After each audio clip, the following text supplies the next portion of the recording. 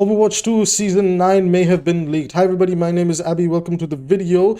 And well, there's certainly been some word going around about what's happening in the test build for Season 9 right now. Wanted, the Overwatch streamer who's famously known for his 𝐒𝐑 gameplay, did leak some stuff about Tracer's HP pool going up to 175 and some other things, how certain characters felt very strong and others just felt forgotten about.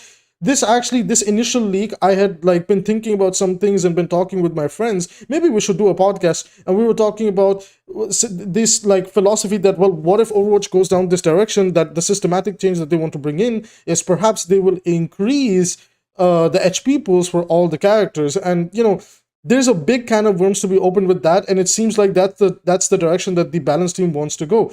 And well, we got some new leaks from a professional player slash coach, 𝐒𝐿, if I'm not mistaken, the person who leaked all of this. Now, there's a transcription done on Reddit, so I really appreciate it, and I'll be showing that to you guys right now, and here it is. Now, bear in mind that at the end of the day, these are leaks. However, they do somewhat line up with something that Wanted had said, and we know that Blizzard does invite pro players and content creators, not me, bigger ones obviously, to test out some builds and get their opinions and feedbacks. So while we do go through this, let's always remember that this is not necessarily true. But I can see a lot of this happening because it is Team 4, it is Alec Dawson's balance team, and they are, well, I can see them pulling out the stops like this. One thing for them to understand, if this type of stuff does not work out, they need to go back to 6v6. Now, enough of that talk. Let's talk about the Season 9 patch notes. Hi guys, before I dig into the Season 9 patch notes, real quick, if you guys don't mind, more than half of you are coming back to watch the videos and you're enjoying the content, and well, maybe you're enjoying me just in general. So if you enjoy me, my content, or just anything I do on this channel, we do Overwatch everything on this channel, guides, videos, rants, everything. If you like that, hit the subscribe button. It helps support the channel for free. Let's not waste any more time and get straight into the patch notes. On your screen now, there is a big, and I mean a big, Reddit comment that's going to be basically a massive detailed post on what is going on in Overwatch Season 9. Again, assuming that this is true, this is what's going on in Overwatch Season 9. Let's start. First of all, we're going to be getting a global projectile size increase. Yes, you have heard it here first. The projectile size is going to get increased. That's crazy to think about. That's just going to make the game a little bit more easier. Well, it depends on the size change, but let's keep reading. So, most damage dealing projectile sizes have been increased, allowing all heroes to hit their targets more easily. That's crazy. Most damage dealing projectile sizes have been increased, allowing all heroes to... Oh, sorry, I just read that. Hit scan weapons with a high spread and rate of fire, such as Soldier 76, have been increased by 0.05. So we are seeing a bullet size increase for hit scan weapons as well. Average hit scan weapon abilities such as 𝐒𝐿𝐍𝐶𝐑's Peacemaker have been increased by 0.08. Travel time projectile weapons that are shotguns such as Roadhog's Scrap Gun have a higher rate of fire such as Ramada's Void Accelerator have been increased by 0.05. So projectile sizes, projectile fire rates are all beginning to go up. We're also there's so much going on over here. There's so much to cover, so I will try to just summarize everything. So what we are seeing is that travel time and projectile and bullet sizes are getting increased by some numbers, right? Another thing that was covered by 𝐒𝐿, so this is from 𝐒𝐿, the professional player slash coach now, and we also are seeing, if I'm not mistaken, projectile size increases for Ana's Sleep Dart, Brigida's Whip Shot, Oris's Energy Javelin, Reinhardt's Fire Strike, Roadhog's Chain Hook, Sigma's Accretion, Sombra's Virus. Other hero abilities such as melee and energy beams are either adjusted in damage or hitbox width and is specified in each hero's update. We are finally seeing the health pool update. The total HP pool for all heroes, including health, armor, and shields, are increased from 15 to 20%. Tanks like D.Va, Pilot D.Va, and Mech D.Va are seeing HP increases. Mauga has seen an HP increase from 300 to 400. Orisa's HP is going up. Armor is going up from 275 to 350. Ram's HP is going up from 200 to 275. Ryan's HP is going up from 200 to 250. The list basically goes on. You can see on your screen what I'm kind of scrolling through. You know, let's look at the damage roll now. So Ash has gone up to 250. Bastion 275. Cassidy 250. 𝐒𝐿, Genji, Hanzo, Junkrat all went up to 250. Mei is up to 300. Pharah is up to 250. Reaper is up to 300. Soldier is 250. So we are seeing a trend over here. Tracer has gone up to 175. Widowmaker is back to 200 HP. Well, you know, relatively, like, it makes sense, right? So supports have gone up to 250. Ana and Bappa are at 250. Brig is at 200. Makes sense because she has her shield. Iliari HP, that means most likely her shield HP did go up. So Iliari, the barrier, you know, the mini barrier she has, not the actual, you know, blue HP bar. Iliari went up to 250. 𝐒𝐿𝐂𝐈𝐀𝐋 went up to 250. Life Fever went up to 200. The rest of his HP bar is a blue shield that recovers over time, you know, so just keep that in mind. You know, 𝐒𝐿𝐂𝐈𝐀𝐋 has gone up to 250. That's crazy, man. And, you know, the trend kind of goes on.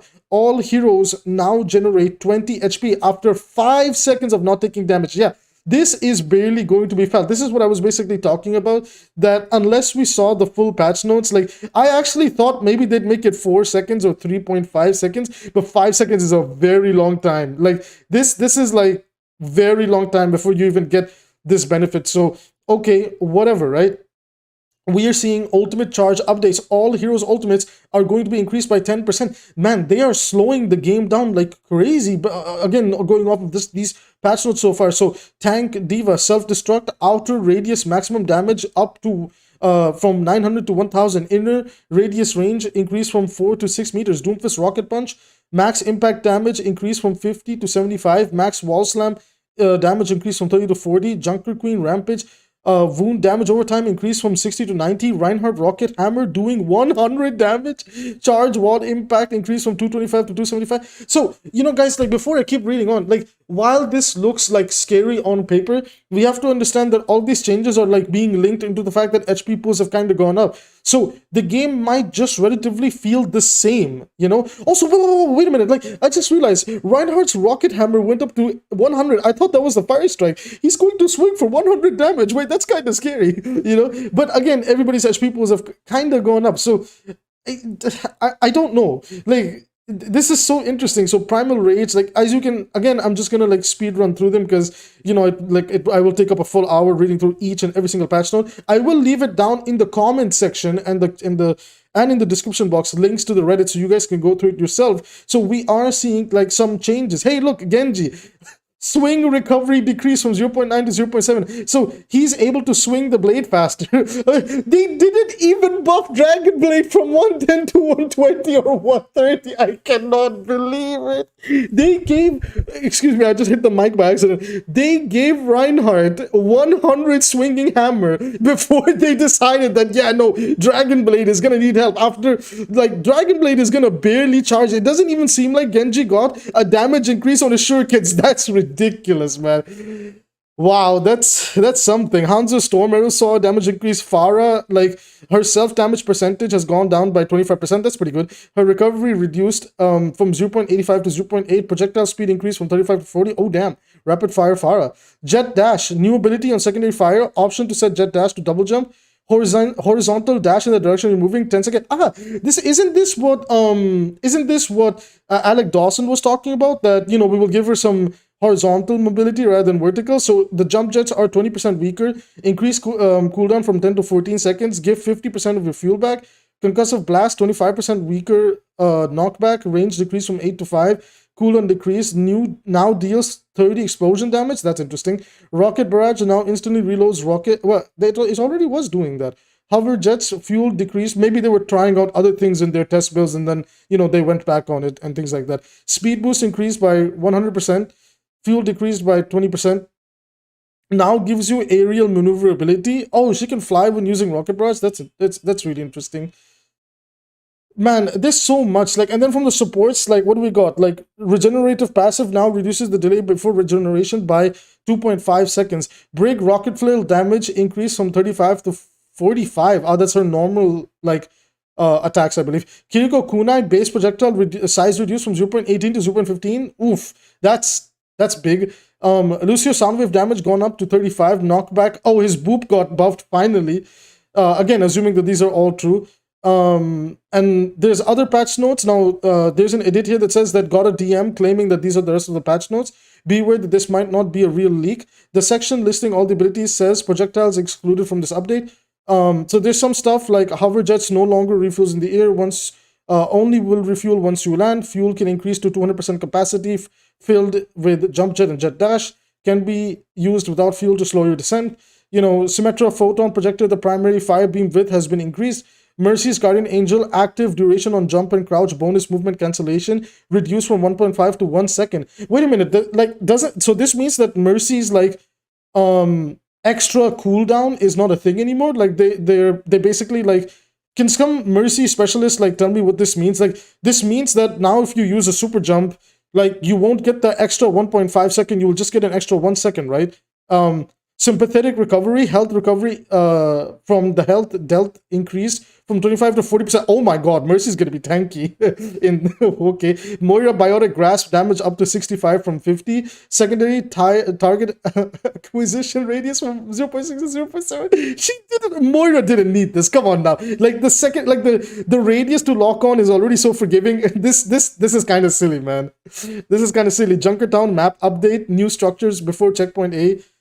To gain more cover from long range fire, and a new nighttime lighting added. I believe I missed one more thing in these patches that that somebody was talking about in the comments, so I will just throw it out here. Again, take it with a grain of salt. Is that they were basically saying that if a damage dealer hits a target that's being healed, that target is going to take less healing. I can't find the comment, but I did read something like that somewhere in the comments, that people are saying that, oh, well, this might give DPS a little bit more power, because if they start dealing damage, they're going to shut down a lot of healing. So that's probably what Alec Dawson was alluding to when he said there'll be massive systematic changes. Guys, I don't know. There is so much to talk about. Again, assuming we are making this video with the assumption that this is true, assuming that all of this is true. This is a big quote-unquote restart for Overwatch. Will it solve the problems with Overwatch? I don't know. I genuinely don't know. I'm willing to try it out. I'm willing that they did go so far to push the game, evolve it. The biggest problem with Overwatch was that it wasn't evolving. Now, the development team does have a bias. They really like their poke comps. They're mediocre on brawl comps, and they don't like dive comps. And the funny thing is that the community agrees that the game is the most fun when there's a healthy amount of dive and brawl being played and poke isn't as strong. Unfortunately, we've been stuck in poke-like metas for a while now, and these high sustained poke-based metas, that is just not fun at all. Now, what does all this mean? I think, assuming again, if the Pharah change is true, I kind of want to talk about some individual heroes in here. If the Pharah change is true, Pharah is about to become so much more fun to play. I think the Mercy change is really cool. I'm willing to see this out. It would be so crazy if we had this weird type of game mode called experimental or something, where we could kind of experiment with such a massive change as a community before we put it in the real game. But I assume, just like they did with Quick Play Hack, they want as much data as soon as possible. I think going into season 9, even the soft SR reset and things like this make a lot of sense now. The game is about to get a massive update, and for what it's worth, while of course it is still on the test build and things will change and things are getting experimented on, one thing is for sure is that, again, there might be some things in the leaked patch notes that are not true, but I do firmly believe that we will see a global HP pool increase. I do believe that that is the reason why the last time we got a dev blog, they called it part 1, where they told us that they will give DPS a support pass. They did not tell us about the fact that the entire game will be reworked. There was a reason behind that, and that was because they knew the community would explode without having anything to see and anything to talk about. So they're probably preparing some big dev blog, big dev video where they're going to dive into their philosophy. So on that note, I'm willing to give them the stage, I'm willing to give them the mic, I'm willing to hear out what they have to say. But as a community member, big or small, content creator, doesn't matter, I do firmly believe in one thing. If this fails, we have to go back to 6v6. They are unable to solve the problems of the current format. And it's not that hard to solve. There's some hard to swallow pills that we have to understand, that we have to swallow, and they have to do that and be okay with it. Now, I will save that for another video. I'm going to leave this video out for now today, and I really want to hear your guys' thoughts below. As always, the Reddit link to these patch notes and everything is down in the comments below for you to go through, bring something up and talk to me about it. But this might be a big restart button for Overwatch from the PvP aspect of the game, just because everything is going to feel so different. And I can understand what the content creator Wanted has said when he said that, you know, some heroes are going to feel left behind on this thing. I don't know if that's the intention or not, and most likely they can probably figure it out. There's still about 1 to 2 weeks. I think there's about 2 weeks until the patch comes out. So I'm willing to wait it out and see what they're going to do. Anyways, guys, what do you think? Is this going to be good or bad for Overwatch? I am so interested in what you have to say. So please let me know in the comment sections down below. What do you think about the future of Overwatch 2, Season 9 and beyond? That's going to be it for this video. If you want to support the channel for free, as always, hit like and subscribe. It means the world to me. And if you want to support me financially because a brother is going through some tough times, then you can do so by using the super chat below. And until I get a Patreon set up and stop being lazy about it, but I have too much work, and even making these videos nowadays is becoming tougher and tougher and tougher. But it helps me get through. And I really love chatting with you guys. Whether you drop a negative or positive comment, doesn't matter to me. I welcome the, talks, as long as we can keep it in a respectful fashion. With that being said, I will see you guys in the next video.